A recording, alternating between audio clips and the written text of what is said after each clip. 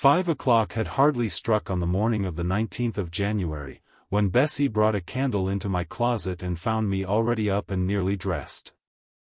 I had risen half an hour before her entrance, and had washed my face, and put on my clothes by the light of a half-moon just setting, whose rays streamed through the narrow window near my crib. I was to leave Gateshead that day by a coach which passed the lodge gates at 6 a.m. Bessie was the only person yet risen. She had lit a fire in the nursery, where she now proceeded to make my breakfast. Few children can eat when excited with the thoughts of a journey, nor could I. Bessie, having pressed me in vain to take a few spoonfuls of the boiled milk and bread she had prepared for me, wrapped up some biscuits in a paper and put them into my bag. Then she helped me on with my pelisse and bonnet, and wrapping herself in a shawl, she and I left the nursery. As we passed Mrs. Reed's bedroom, she said, "Will you go in and bid Mrs. goodbye?" "No, Bessie. She came to my crib last night when you were gone down to supper, and said I need not disturb her in the morning, or my cousins either, and she told me to remember that she had always been my best friend, and to speak of her and be grateful to her accordingly." "What did you say, miss?" "Nothing. I covered my face with the bedclothes, and turned from her to the wall." "That was wrong, Miss Jane." "It was quite right, Bessie. Your missus has not been my friend, she has been my foe." "Oh, Miss Jane. Don't say so." "Goodbye to Gateshead," cried I, as we passed through the hall and went out at the front door. The moon was set, and it was very dark. Bessie carried a lantern, whose light glanced on wet steps and gravel road sodden by a recent thaw.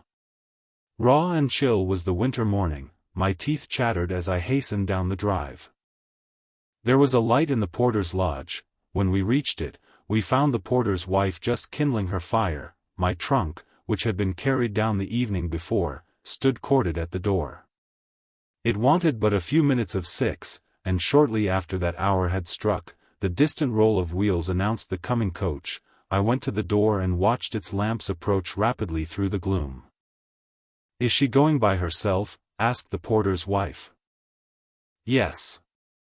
"And how far is it?" 50 miles. What a long way. I wonder Mrs. Reed is not afraid to trust her so far alone.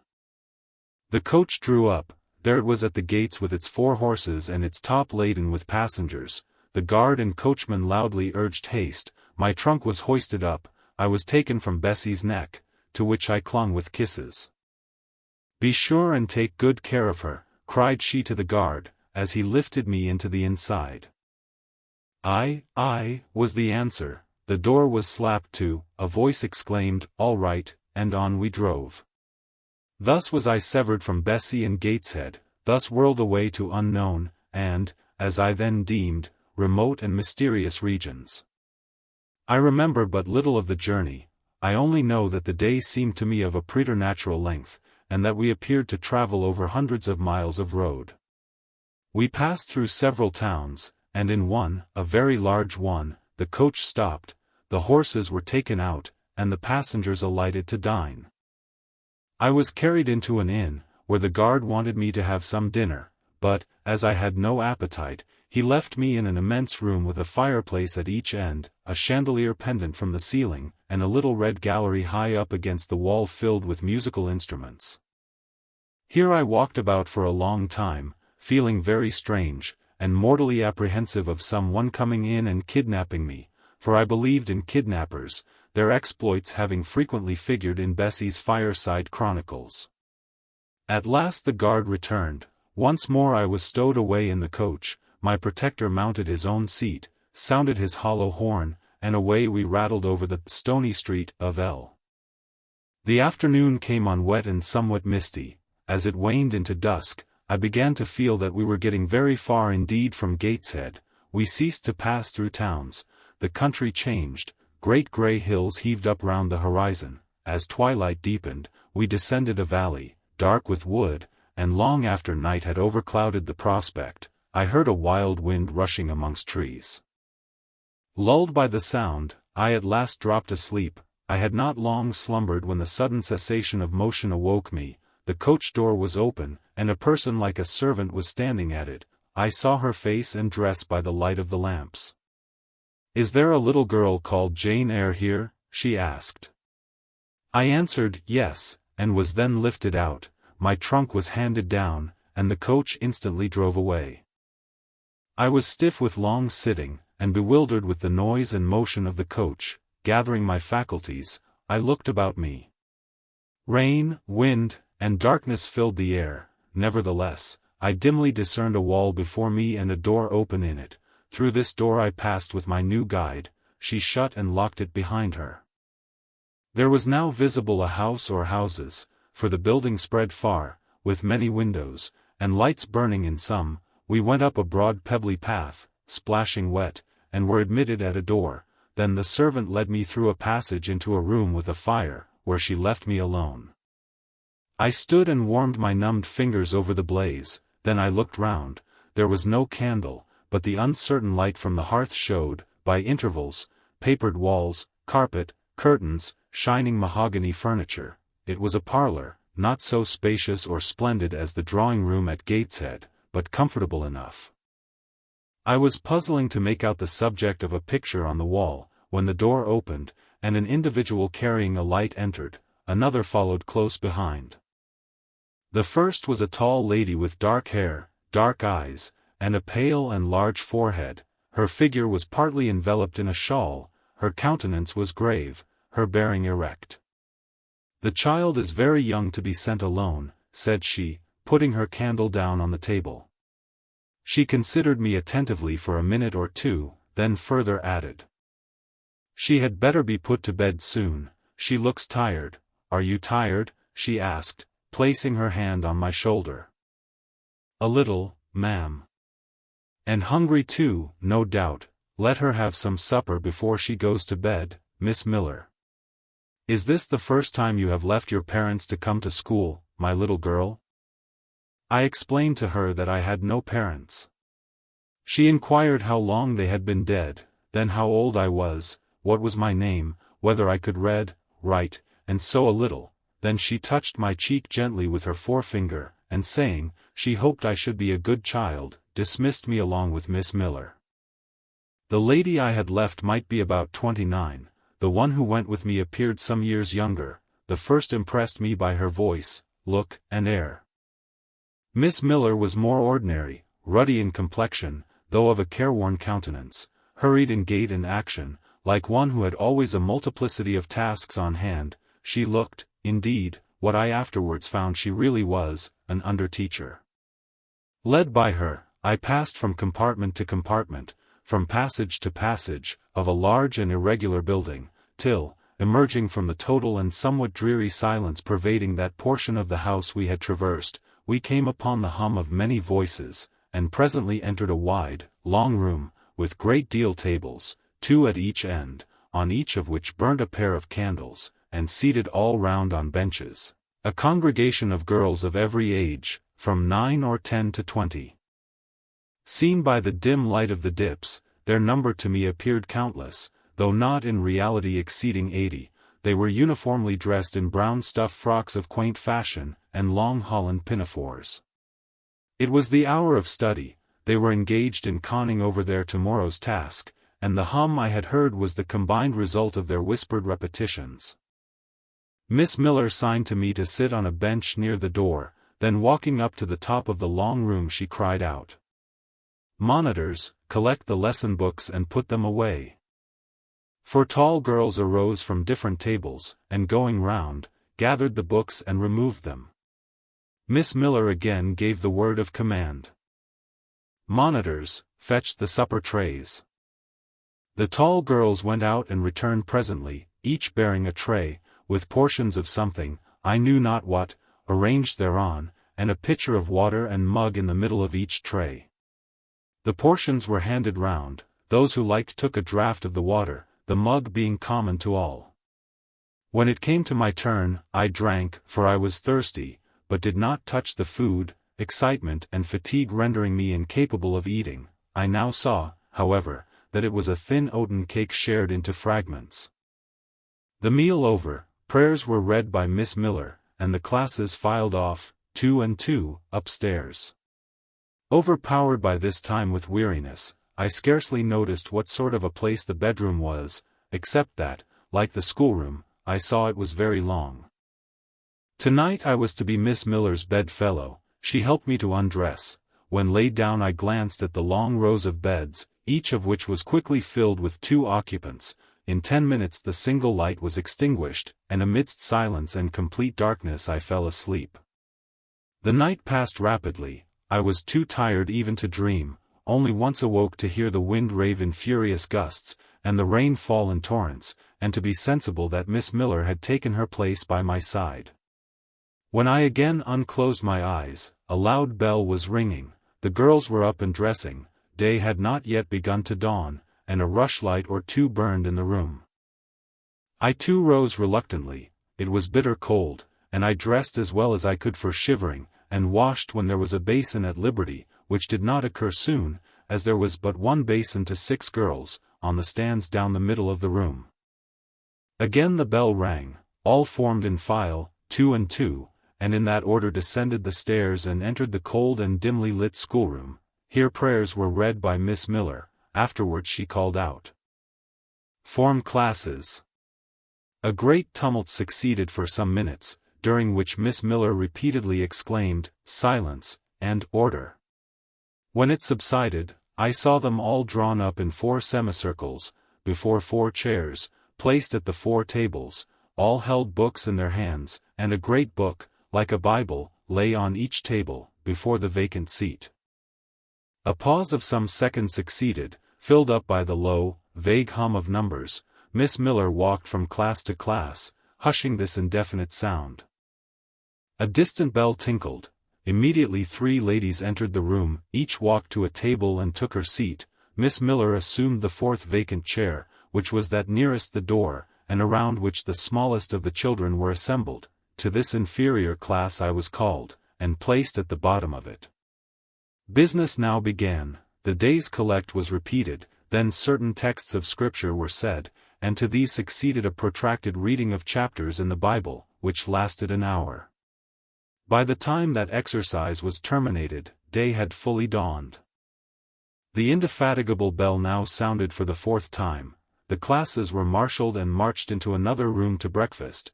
How glad I was to behold a prospect of getting something to eat. I was now nearly sick from inanition, having taken so little the day before. The refectory was a great, low-ceiled, gloomy room. On 2 long tables smoked basins of something hot, which, however, to my dismay, sent forth an odor far from inviting. I saw a universal manifestation of discontent when the fumes of the repast met the nostrils of those destined to swallow it.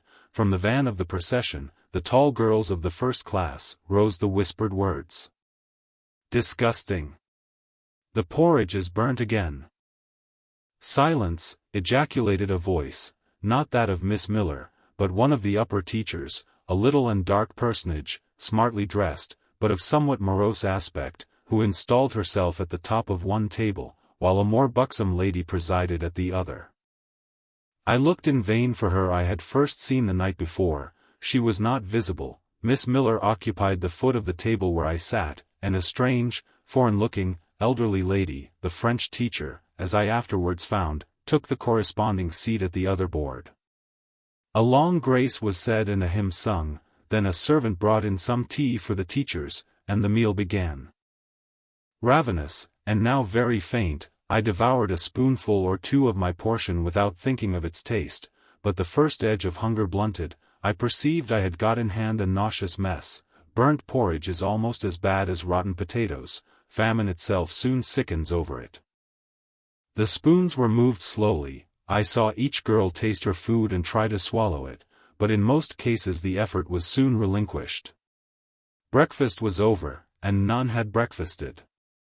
Thanks being returned for what we had not got, and a second hymn chanted, the refectory was evacuated for the schoolroom. I was one of the last to go out, and in passing the tables, I saw one teacher take a basin of the porridge and taste it. She looked at the others, all their countenances expressed displeasure, and one of them, the stout one, whispered, "Abominable stuff!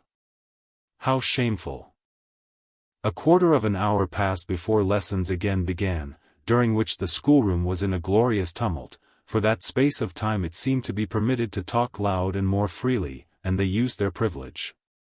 The whole conversation ran on the breakfast, which one and all abused roundly. Poor things! It was the sole consolation they had. Miss Miller was now the only teacher in the room. A group of great girls standing about her spoke with serious and sullen gestures. I heard the name of Mr. Brocklehurst pronounced by some lips, at which Miss Miller shook her head disapprovingly, but she made no great effort to check the general wrath. Doubtless she shared in it. A clock in the schoolroom struck 9, Miss Miller left her circle, and standing in the middle of the room, cried, "Silence! To your seats!" Discipline prevailed. In 5 minutes the confused throng was resolved into order, and comparative silence quelled the babel clamor of tongues. The upper teachers now punctually resumed their posts, but still, all seemed to wait. Ranged on benches down the sides of the room, the 80 girls sat motionless and erect. A quaint assemblage they appeared, all with plain locks combed from their faces, not a curl visible, in brown dresses, made high and surrounded by a narrow tucker about the throat, with little pockets of holland, shaped something like a Highlander's purse, tied in front of their frocks, and destined to serve the purpose of a work-bag, all, too, wearing woolen stockings and country-made shoes, fastened with brass buckles. Above 20 of those clad in this costume were full-grown girls, or rather young women. It suited them ill, and gave an air of oddity even to the prettiest. I was still looking at them, and also at intervals examining the teachers, none of whom precisely pleased me, for the stout one was a little coarse, the dark one not a little fierce, the foreigner harsh and grotesque, and Miss Miller, poor thing, looked purple, weather-beaten, and overworked, when, as my eye wandered from face to face, the whole school rose simultaneously, as if moved by a common spring. What was the matter? I had heard no order given. I was puzzled. Ere I had gathered my wits, the classes were again seated, but as all eyes were now turned to one point, mine followed the general direction, and encountered the personage who had received me last night. She stood at the bottom of the long room, on the hearth, for there was a fire at each end. She surveyed the 2 rows of girls silently and gravely. Miss Miller approaching, seemed to ask her a question, and having received her answer, went back to her place, and said aloud, "Monitor of the first class, fetch the globes." While the direction was being executed, the lady consulted moved slowly up the room. I suppose I have a considerable organ of veneration, for I retain yet the sense of admiring awe with which my eyes traced her steps. Seen now, in broad daylight, she looked tall, fair, and shapely, brown eyes with a benignant light in their irids, and a fine penciling of long lashes round, relieved the whiteness of her large front. On each of her temples her hair, of a very dark brown, was clustered in round curls, according to the fashion of those times, when neither smooth bands nor long ringlets were in vogue. Her dress, also in the mode of the day, was of purple cloth, relieved by a sort of Spanish trimming of black velvet. A gold watch, watches were not so common then as now, shone at her girdle. Let the reader add, to complete the picture, refined features, a complexion, if pale, clear, and a stately air and carriage, and he will have, at least, as clearly as words can give it, a correct idea of the exterior of Miss Temple, Maria Temple, as I afterwards saw the name written in a prayer book entrusted to me to carry to church. The superintendent of Lowood, for such was this lady, having taken her seat before a pair of globes placed on one of the tables, summoned the first class round her, and commenced giving a lesson on geography. The lower classes were called by the teachers, repetitions in history, grammar, and went on for an hour. Writing and arithmetic succeeded, and music lessons were given by Miss Temple to some of the elder girls. The duration of each lesson was measured by the clock, which at last struck 12. The superintendent rose. "I have a word to address to the pupils," said she. The tumult of cessation from lessons was already breaking forth, but it sank at her voice. She went on. "You had this morning a breakfast which you could not eat. You must be hungry. I have ordered that a lunch of bread and cheese shall be served to all." The teachers looked at her with a sort of surprise. "It is to be done on my responsibility," she added, in an explanatory tone to them, and immediately afterwards left the room. The bread and cheese was presently brought in and distributed, to the high delight and refreshment of the whole school. The order was now given, to the garden. Each put on a coarse straw bonnet, with strings of colored calico, and a cloak of gray frieze. I was similarly equipped, and, following the stream, I made my way into the open air. The garden was a wide enclosure, surrounded with walls so high as to exclude every glimpse of prospect. A covered veranda ran down one side, and broad walks bordered a middle space divided into scores of little beds. These beds were assigned as gardens for the pupils to cultivate, and each bed had an owner. When full of flowers they would doubtless look pretty, but now, at the latter end of January, all was wintry blight and brown decay. I shuddered as I stood and looked round me. It was an inclement day for outdoor exercise, not positively rainy, but darkened by a drizzling yellow fog. All underfoot was still soaking wet with the floods of yesterday. The stronger among the girls ran about and engaged in active games, but sundry pale and thin ones herded together for shelter and warmth in the veranda, and amongst these, as the dense mist penetrated to their shivering frames, I heard frequently the sound of a hollow cough. As yet I had spoken to no one, nor did anybody seem to take notice of me. I stood lonely enough, but to that feeling of isolation I was accustomed. It did not oppress me much. I leant against a pillar of the veranda, drew my grey mantle close about me, and, trying to forget the cold which nipped me without, and the unsatisfied hunger which gnawed me within, delivered myself up to the employment of watching and thinking. My reflections were too undefined and fragmentary to merit record. I hardly yet knew where I was. Gateshead and my past life seemed floated away to an immeasurable distance. The present was vague and strange, and of the future I could form no conjecture. I looked round the convent-like garden, and then up at the house, a large building, half of which seemed grey and old, the other half quite new. The new part, containing the schoolroom and dormitory, was lit by mullioned and latticed windows, which gave it a church-like aspect. A stone tablet over the door bore this inscription: Lowood Institution. This portion was rebuilt A.D. by Naomi Brocklehurst, of Brocklehurst Hall, in this county. Let your light so shine before men, that they may see your good works, and glorify your Father which is in heaven. St. Matt, v. 16. I read these words over and over again. I felt that an explanation belonged to them, and was unable fully to penetrate their import. I was still pondering the signification of institution, and endeavoring to make out a connection between the first words and the verse of Scripture, when the sound of a cough close behind me made me turn my head. I saw a girl sitting on a stone bench near. She was bent over a book, on the perusal of which she seemed intent. From where I stood I could see the title. It was Rasselas, a name that struck me as strange, and consequently attractive. In turning a leaf she happened to look up, and I said to her directly, "Is your book interesting?" I had already formed the intention of asking her to lend it to me some day.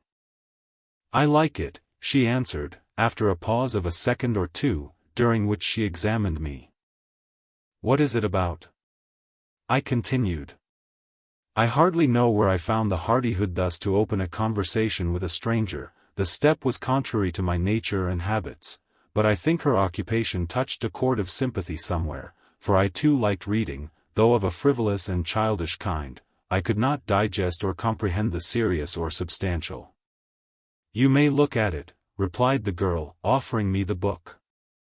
I did so. A brief examination convinced me that the contents were less taking than the title. Rasselas looked dull to my trifling taste. I saw nothing about fairies, nothing about genii, no bright variety seemed spread over the closely printed pages. I returned it to her. She received it quietly, and without saying anything she was about to relapse into her former studious mood. again I ventured to disturb her. "Can you tell me what the writing on that stone over the door means? What is Lowood Institution? This house where you are come to live. And why do they call it institution? Is it in any way different from other schools? It is partly a charity school. You and I, and all the rest of us, are charity children. I suppose you are an orphan. Are not either your father or your mother dead? Both died before I can remember. Well, all the girls here have lost either one or both parents, and this is called an institution for educating orphans. Do we pay no money? Do they keep us for nothing? We pay, or our friends pay, £15 a year for each. Then why do they call us charity children? Because £15 is not enough for board and teaching, and the deficiency is supplied by subscription. Who subscribes? Different benevolent-minded ladies and gentlemen in this neighborhood and in London. Who was Naomi Brocklehurst? The lady who built the new part of this house as that tablet records, and whose son overlooks and directs everything here. Why? Because he is treasurer and manager of the establishment. Then this house does not belong to that tall lady who wears a watch, and who said we were to have some bread and cheese? To Miss Temple? Oh, no. I wish it did. She has to answer to Mr. Brocklehurst for all she does. Mr. Brocklehurst buys all our food and all our clothes. Does he live here? No, 2 miles off, at a large hall. Is he a good man? He is a clergyman, and is said to do a great deal of good. Did you say that tall lady was called Miss Temple? Yes. And what are the other teachers called? The one with red cheeks is called Miss Smith. She attends to the work, and cuts out, for we make our own clothes, our frocks, and pelisses, and everything. The little one with black hair is Miss Scatcherd. She teaches history and grammar, and hears the second-class repetitions. And the one who wears a shawl, and has a pocket handkerchief tied to her side with a yellow ribband, is Madame Pierrot. She comes from Lille, in France, and teaches French. Do you like the teachers? Well enough. Do you like the little black one, and the madam? I cannot pronounce her name as you do. Miss Scatcherd is hasty. You must take care not to offend her. Madame Pierrot is not a bad sort of person. But Miss Temple is the best, isn't she? Miss Temple is very good and very clever. She is above the rest, because she knows far more than they do.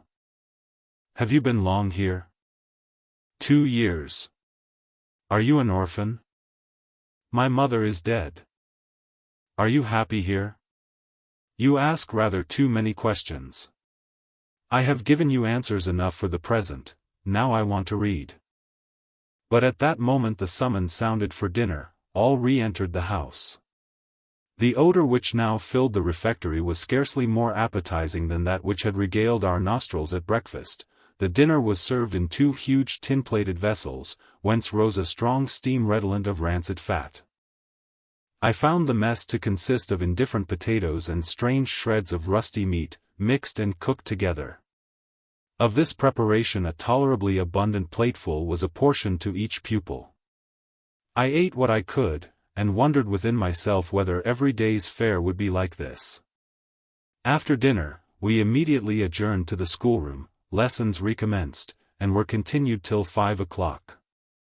The only marked event of the afternoon was, that I saw the girl with whom I had conversed in the veranda dismissed in disgrace by Miss Scatcherd from a history class, and sent to stand in the middle of the large schoolroom. The punishment seemed to me in a high degree ignominious, especially for so great a girl. She looked 13 or upwards. I expected she would show signs of great distress and shame, but to my surprise she neither wept nor blushed. Composed, though grave, she stood, the central mark of all eyes. How can she bear it so quietly, so firmly? I asked of myself. Were I in her place, it seems to me I should wish the earth to open and swallow me up. She looks as if she were thinking of something beyond her punishment, beyond her situation, of something not round her nor before her. I have heard of daydreams. Is she in a daydream now? Her eyes are fixed on the floor, but I am sure they do not see it. Her sight seems turned in, gone down into her heart. She is looking at what she can remember, I believe, not at what is really present. I wonder what sort of a girl she is, whether good or naughty. Soon after 5 p.m. we had another meal, consisting of a small mug of coffee, and half a slice of brown bread. I devoured my bread and drank my coffee with relish, but I should have been glad of as much more. I was still hungry. Half an hour's recreation succeeded, then study, then the glass of water and the piece of oat cake, prayers, and bed. Such was my first day at Lowood.